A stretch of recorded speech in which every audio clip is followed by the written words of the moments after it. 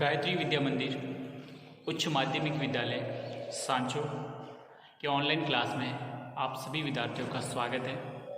प्रिय विद्यार्थियों नमस्कार। कक्षा 12 राजनीति विज्ञान विषय में हमारा टॉपिक है गठबंधन की राजनीति, कोalition गवर्नमेंट, जिसका हम अध्ययन कर रहे हैं। और पिछली कक्षा में हमने देखा था कि भारतीय गठबंधन की राजनीति जो विशेषता हैं उन पर हमने विस्तृत विश्लेषण किया, समझा। आज हम देखेंगे कि जो गठबंधन की राजनीति है उसके कुछ नकारात्मक और कुछ सकारात्मक, यानी उसके लाभ और दोष नुकसान, उसके दोनों के संबंध में अध्ययन करेंगे। तो सबसे पहले हम देखते हैं गठबंधन की राजनीति के कुछ लाभ हैं, इसके क्या क्या लाभ हो सकते हैं, पहले स्पष्ट ये करेंगे।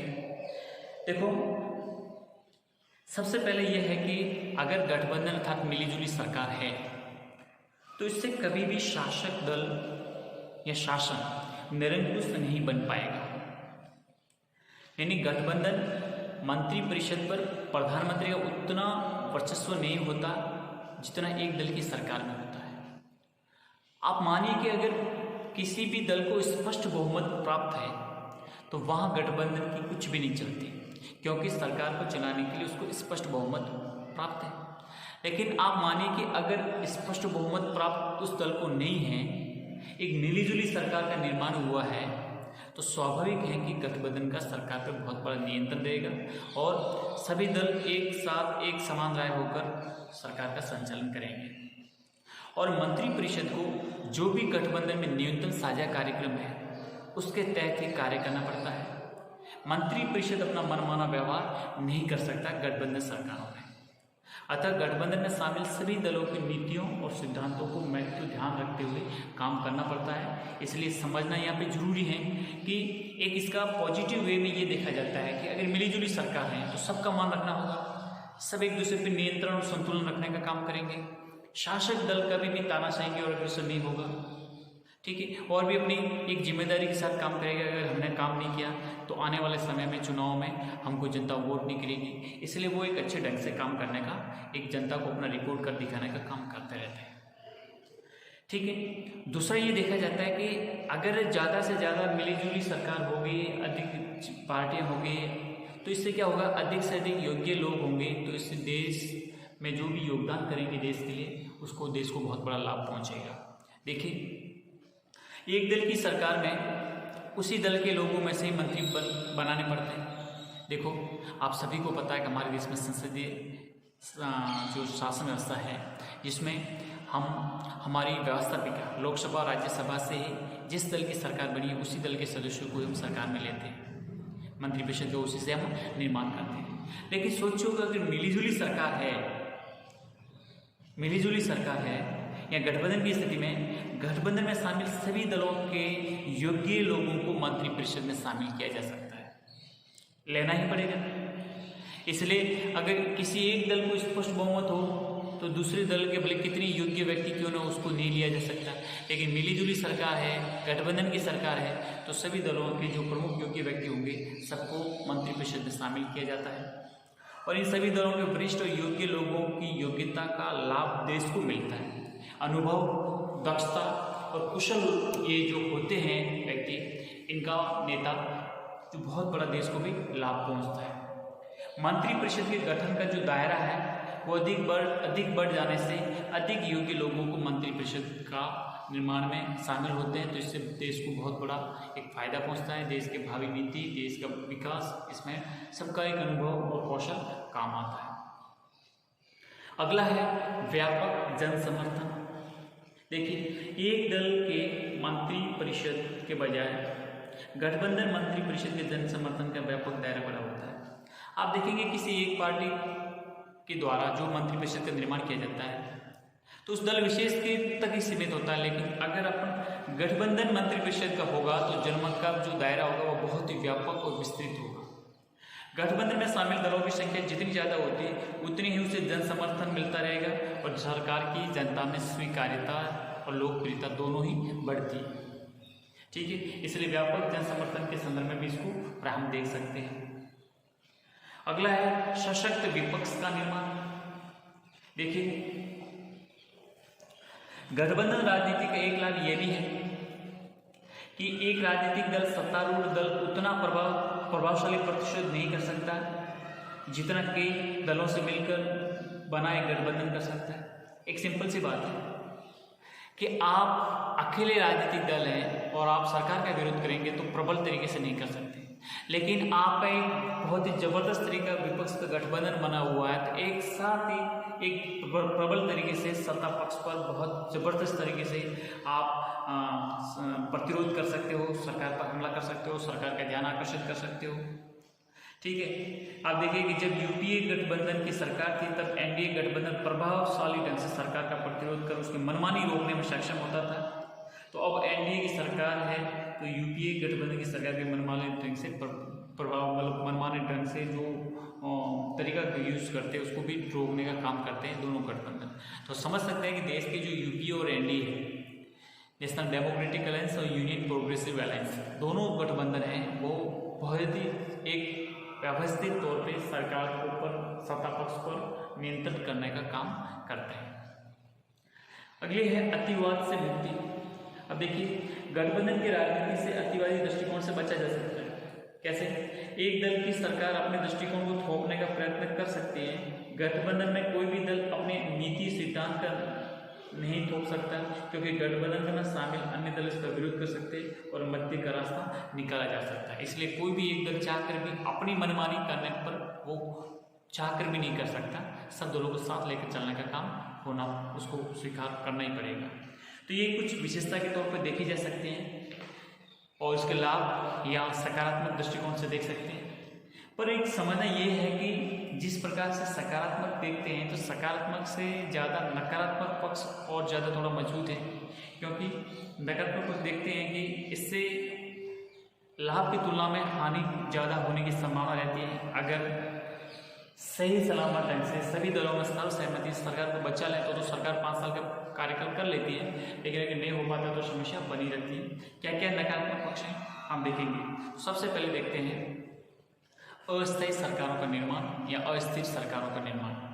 देखिए, गठबंधन में शामिल दल अपने राजनीतिक लाभ हानि को ध्यान में रखकर समर्थन वापस भी लेते रहते हैं। अब आप देखिए, कोई भी राजनीतिक दल है जब तक उसके हितों की पूर्ति होती रहेगी तब तक वो आपका समर्थन करता रहेगा, लेकिन जो ही उसको लगा कि मेरे हितों की पूर्ति नहीं हो रही है तो मैं इसको क्यों समर्थन दूँ, वो ये नहीं सोचेगा कि इससे सरकार गिर जाएगी, देश को बहुत बड़ा नुकसान होगा, पुनः आम चुनाव होंगे, लाखों करोड़ों रुपए खर्च होंगे, सरकार का बहुत बड़ा धन का व्यय होगा, मेरे एक वोट की वजह से, मेरे एक दल के समर्थन से सरकार गिर सकती है, ये नहीं सोचते। वो अपने क्षेत्रीय हितों को देखते हुए इस प्रकार के कदम उठा लेते हैं तो सरकार 5 साल का कार्यक्रम करने से पहले ही सरकार गिर जाती है, दोबारा चुनाव होते हैं, बहुत बड़ा वित्तीय बोझ सरकार पर पड़ता है, देश पर पड़ता है।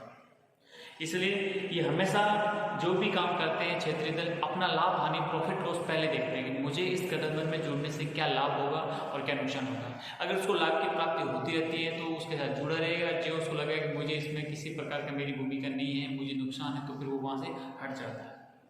ठीक है, इसलिए समर्थन भी वापस ले लेते हैं। अब समर्थन वापस ले लेते हैं तो सरकार का बहुमत खत्म हो जाता है और सरकार को क्या करना पड़ता है, त्याग पत्र देना पड़ता है। इस प्रकार सरकारों में जो स्थायित्व प्रक्रिया है वो खत्म हो जाती है और अस्थायी सरकारें बनकर वापस टूट जाती हैं। इससे क्या होता है कि जो विकास का कार्य है देश का वो रुक जाता है, उसकी गति मंद हो जाती है।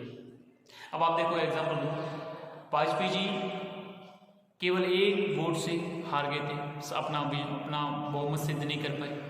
आपको पता होगा कि जो यूपीए सरकार में यूपीए फर्स्ट 2004 के आम चुनाव के बाद यूपीए सरकार का जो गठन हुआ था उसमें जो देश के वामपंथी दल हैं, कम्युनिस्ट पार्टी है, उन्होंने बाहर से समर्थन दिया था।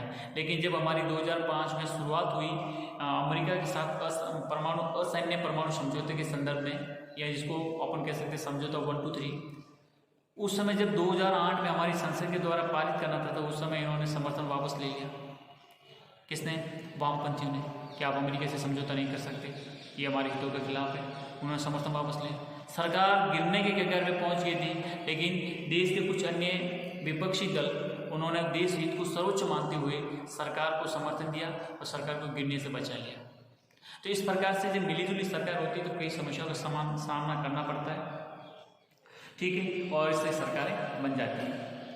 अगला है कि सामुदायिक उत्तरदायित्व की सिद्धांत कमजोर होता है, और कमजोर होने का भय अलग अलग दलों के मंत्रियों के विचारधारागत और उनकी अन्य भिन्नताएं भी होती हैं।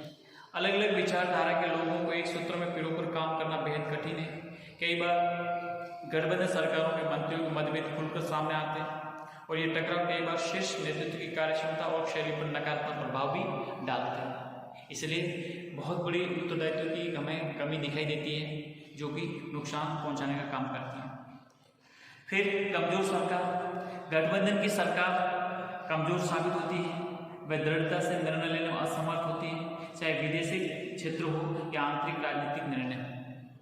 हमेशा उसको डर रहेगा कि ये दल हमारे से नाराज ना हो जाए, ये हमारे से समर्थन वापस न ले लें। डर के साए में रहते हैं, और प्रधानमंत्री आव भगत में लगे रहते हैं। किसी में कोई समस्या है, उसको समझाओ बुझाओ, उसको शांत करो, उसको जो लाभ लेना चाहे उसको लाभ प्राप्त करने दो। तो इससे क्या होता है, कमजोर सरकार बनती है, कमजोर प्रधानमंत्री बनते हैं, तो वो देश के बाह्य क्षेत्र में भी और देश के आंतरिक क्षेत्र में भी जिस प्रकार के निर्णय लेने होते नहीं ले पाते, क्योंकि आंतरिक और बाह्य क्षेत्रों में निर्णय लेने में उसको काफ़ी कुछ राज्य सरकार और जो क्षेत्रीय दल होते हैं उनकी भूमिका बड़ी है, तो बहुत नुकसान हो जाता है। तो आप देखो कई बार ऐसा होता है कि जैसे भारत और श्रीलंका के संबंधों में तमिलनाडु हमेशा रोड़ा अटकाता रहता है, उसी प्रकार से भारत बांग्लादेश संबंधों में भी कई प्रकार से पश्चिम बंगाल सरकार ने विरोध जताया। तो आप समझ सकते हैं कि जब कमजोर सरकार होगी तो क्षेत्रीय और राज्य सरकार भी कई मामलों में दखलंदाजी पैदा करती है, लेकिन मजबूत शासक पार्टी और मजबूत स्पष्ट बहुमत वाली सरकार होती है तो फिर इनकी क्षेत्रीय दलों की या इनकी सी कुछ नहीं चलती और देश मजबूत सशक्त और विकास के मार्ग पर चल सकता है। अगला है प्रधानमंत्री की भूमिका सीमित हो जाती है। यही बात जो मैंने अभी आपको स्पष्ट की वही बात इसमें दोहराएगी कि प्रधानमंत्री का अपना मंत्रिपरिषद में शामिल अपने और अन्य दलों के सदस्यों पर प्रभावशाली नियंत्रण नहीं होता है। इसलिए नियंत्रण नहीं होता है क्योंकि जो भी सदस्य होते हैं उनको लगता है अगर ज़्यादा मैं प्रधानमंत्री कुछ करें तो मैं समर्थन वापस ले लेंगे, तो प्रधानमंत्री फिर कमजोर प्रधानमंत्री होता है और फिर अन्य जितने भी सहयोगी दल हैं उनके जो भी नेता हैं उनके दबाव में रहकर काम करना पड़ता है। गठबंधन में सम्मिलित मंत्री अपने दल के नेतृत्व के निर्देशों का पालन करते हैं। कमजोर प्रधानमंत्री प्रभावशाली भूमिका नहीं निभा पाता है और निर्णय की स्थिति हमेशा रहता है। प्रधानमंत्री के निर्णय की अपेक्षा किसको महत्व देंगे, जो अपने दल का नेता है वो क्या चाहते हैं उसी अनुसार वो काम करते रहते हैं। तो ये भी एक बहुत बड़ी समस्या बनी रहती है। फिर देखते हैं कि गठबंधनों में क्षेत्रीय दलों का प्रभाव बढ़ता जा रहा है, जो कि राष्ट्रीय हितों के बजाय क्षेत्रीय हितों को प्राथमिकता देते हैं और राष्ट्रीय हितों को नुकसान पहुंचता है। सबसे बड़ी समस्या वो ये नहीं देखते हैं कि इससे हमारे राष्ट्रीय हितों को कितना कुठाराघात पहुंचेगा, देश को कितना नुकसान होगा। वो सबसे पहले देखते हैं कि मेरे तात्कालिक और क्षेत्रीय हित हैं उनको कैसे पूर्ण करूं, उनकी कैसे पूर्ति करूं। इसके लिए वो चाहते हैं कि ज़्यादा से ज़्यादा मेरा क्षेत्रीय हित पूर्ण होंगे तो मैं सत्ता में लंबे समय तक अस्तित्व बना रहूँगा, तो भले ही राष्ट्रीय हितों के नुकसान होता हो। इसलिए ये इस प्रकार के जो दल होते हैं वो क्षेत्रीय भावनाओं के कारण राष्ट्रीय एकता का खतरा पैदा करने में कोई कसर नहीं छोड़ते। सरकारों का स्थायित्व बिल्कुल नहीं रहता है। गठबंधन की सरकार में अस्थायित्व देखिए गठबंधन की सरकार में स्थायित्व का अभाव हमेशा रहता है। गठबंधन में शामिल राजनीतिक दल सरकार पर अपने हितों की पूर्ति के लिए दबाव डालते रहते हैं। हितों की अवहेलना होने पर गठबंधन सरकार को अस्थिर कर देते हैं। अगला है राष्ट्रीय एकता को नुकसान। देखिए गठबंधन में क्षेत्रीय दलों का प्रभाव बढ़ जाने के कारण क्षेत्रीय दल अपने क्षेत्रीय हितों को साधने में अधिक जोर देते हैं। प्रधानमंत्री में सरकार के स्थायित्व के कारण उनके दबाव में आने को मजबूर होता है। ममता बनर्जी के विरोध के कारण प्रधानमंत्री मनमोहन सिंह बांग्लादेश के साथ अपने संबंधों को दबाव में रहे। क्षेत्रीय हितों पर अधिक दबाव होने से राष्ट्रीय हितों को हानि पहुंचती है। ये सिंपल सी बात है, पहले भी मैंने आपको स्पष्ट कर चुका हूँ कि जब क्षेत्रीय पार्टी होती है सहयोगी गठबंधन में दल के रूप में, तो फिर उनको उनके हिसाब से चलना पड़ता है। भारत बांग्लादेश मनमोहन सिंह प्रधानमंत्री थे उस समय, अच्छे नहीं रहे। इसका कारण ममता बनर्जी और पश्चिम बंगाल सरकार। कारण क्या था, क्योंकि जो भी हमारे जो सीमा विवाद, जो एंक्लेव विवाद था, उनके आदान प्रदान के संबंध में, फरक्का जल बांध के संबंध में जो कुछ तिस्ता नदी वाला जो मैटर था, तो इस पर भारत सरकार चाहकर भी समस्या का समाधान नहीं कर पाती थी, क्योंकि इसमें ममता बनर्जी अपने राज्य के हितों को प्रमुखता देते हुए राष्ट्रीय हितों की अवहेलना कर भले हुए, लेकिन मैं मेरे राज्य के लिए मैं जिस प्रकार चाहती इस प्रकार होना या करवाना चाहती थी, जो संभव हो नहीं पाया। तो कह सकते हैं कि इस प्रकार से कई ऐसे मामले हैं जिसमें क्षेत्रीय दल हमारी राष्ट्रीय राजनीति पर इतने हावी हो जाते हैं कि उसमें राष्ट्रीय हितों को नुकसान पहुंचने की संभावना बराबर बनी रहती है। ये अलग बात है कि प्रधानमंत्री मोदी सत्ता पाने के बाद पूर्ण बहुमत की सरकार ने ये जो समस्या बांग्लादेश के साथ थी वो बिल्कुल मिटाकर एन्क्लेव के लिए जो समझौता किया, जो हमारे संविधान संशोधन के माध्यम से संपन्न हुआ, और हम देखते हैं कि आज हमारे बांग्लादेश के साथ बहुत ही अच्छे मधुर संबंध कायम हुए हैं। ठीक है, अगला देखते हैं हम सुदृढ़ विदेश नीति का अभाव भी होता है। गठबंधन प्रधानमंत्री सुदृढ़ विदेश नीति बनाने और संचालन करने में समर्थ नहीं हो पाते क्योंकि वे अपने सहयोगी दलों के दबाव में बने रहते हैं, स्वतंत्र रूप से निर्णय नहीं ले सकते। इस प्रकार विदेश नीति के मामले में देश की स्थिति कमजोर होती है और विदेशों से किए जाने वाली संधि या समझौते के समय सहयोगी दलों की सलाह लेनी पड़ती है। विदेशों के सामने हमारी स्थिति कमजोर पड़ती है। एक दल का प्रधानमंत्री या सरकार स्वतंत्र सुदृढ़ नीति बनाने में सफल होता है, जबकि बहुदलीय व्यवस्था में समस्या आती है कि वो एक सशक्त और मजबूत शक्तिशाली प्रधान के रूप में नहीं उभर पाता। सरकार किसी स्पष्ट नीति पर कार्य नहीं कर पाती। गठबंधन में अलग अलग विचारधारा और सिद्धांतों के राजनीतिक दल होते हैं। सभी दल अपनी अपनी नीति कोई सरकार की नीति बनाना चाहते हैं। परिणाम ये होता है कि सरकार कोई स्पष्ट नीति निर्धारित नहीं कर पाती है और इसका प्रभाव सरकार के कार्यों पर पड़ता है, जो कि अच्छा नहीं माना जाता। फिर छोटे छोटे राजनीतिक दलों के निर्माण को प्रोत्साहन होता है। इससे उनको ऐसा लगता है कि हमारे 2, 3, 4, 5 सांसद जीत जाएंगे तो हम सब केंद्र सरकार में मंत्री बन जाएंगे और फिर वो अपने केंद्र में अपनी भूमिका को बढ़ाने की कोशिश करते हैं। इससे क्या होता है, छोटे छोटे राजनीतिक दलों को बनाने की ओर प्रोत्साहन मिलता है। गठबंधन में शामिल सभी दलों की सरकार को मंत्री पद मिलता है, लेकिन इन पदों पर बड़े 1 या 2 ही नेता कब्जा कर लेते हैं जो दल के सर्वस्व होते हैं। इसलिए कई नेता अपने दल का सर्वस्व बनने और प्रथम स्थान आने के लिए नए दलों का गठबंधन कर अध्यक्ष या संसदीय दल के नेता बन जाते हैं। इस प्रकार छोटे छोटे दलों के निर्माण को बल मिलता है। अधिक राजनीतिक दल का निर्माण स्थायी सरकार के निर्माण में बहुत बड़ी बाधा बनती है। अब उनको लगता है कि हमारे दल के तो 2 या 3 नेता हैं, वो मंत्री बनेंगे केंद्र में, तो हम तो है ही कुछ नहीं, हमारा क्या होगा। तो फिर क्या करते हैं, वो उस पार्टी से टूट के नई पार्टी बना लेते हैं और फिर वो चुनाव जीतकर वो सत्ता पाने के लिए हर समय लालायित रहते हैं कि एक बार मैं केंद्र में, राज्य में मंत्री बनूं, अपना प्रभाव बढ़ाऊं। तो ये एक प्रकार से कई राजनीतिक महत्वाकांक्षाओं से कई प्रकार से छोटे छोटे दलों का निर्माण होने की प्रक्रिया भी बढ़ती रहती है। फिर अगला जो हम देख सकते हैं नकारात्मक पक्ष है वो है कि सरकार के विभिन्न मंत्रालयों में तालमेल का अभाव होता है। आप देखिए कि गठबंधन शासन में अलग अलग मंत्रालयों को अलग अलग राजनीतिक दल के नेता संभालते हैं, जिनमें आपसी सहयोग उतना नहीं होता जितना होना चाहिए।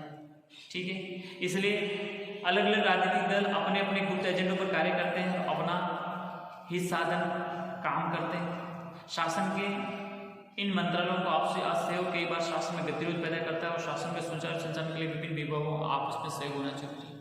अब देखो, आज हमारी केंद्र सरकार में 100 से अधिक मंत्रालय हैं, लेकिन क्या सब अलग अलग है? सब में तालमेल समन्वय होगा तभी तो देश का विकास होगा। लेकिन गठबंधन के राजनीति में क्या होते हैं कि उनको मनपसंद के जो भी मंत्रालय मिल गए वो अपने हिसाब से चलाना चाहते हैं। तालमेल होता नहीं है, संतुलन होता नहीं है। अपनी नीतियों को लागू करने के लिए उस हिसाब से वो मन मर्जी से काम करते हैं। तो इससे बहुत बड़ा देश की जो विकास की रणनीति है, देश की जो नीति है, उसमें बहुत बड़ी बाधा रुकावट पैदा होती है और देश विकास के से फिर मार्ग से अधोगामी की ओर बढ़ना शुरू होता है। तो ये है कुछ नकारात्मक पक्ष। तो आप समझ सकते हैं कि गठबंधन सरकारों की काफ़ी समस्याएं भी हैं, कुछ कमियां भी हैं, लेकिन भारतीय राजनीतिक दलों में प्रवृत्ति पाई जाती है कि लंबे समय से भारत में गठबंधन सरकारों का दौर रहा। और इसलिए अपन देखते हैं कि 16वीं और 17वीं लोकसभा जो आम चुनाव हुए, आम चुनाव के बाद से हमारे देश में काफ़ी लंबे अरसे के बाद किसी राजनीतिक दल को स्पष्ट बहुमत प्राप्त हुआ। भारतीय जनता पार्टी के नेतृत्व में प्रधानमंत्री नरेंद्र मोदी पिछले अपना दूसरा टर्म पूरा कर रहे हैं और जो 16वीं लोकसभा में उनको 282 सीटें हासिल हुई थी, स्पष्ट बहुमत मिला था, उससे भी अब की बार सीटें बढ़ोतरी करते हुए पुनः स्पष्ट बहुमत के साथ पुनः सरकार के में अपना काम कर रही है और अपनी प्रगति कर रही है।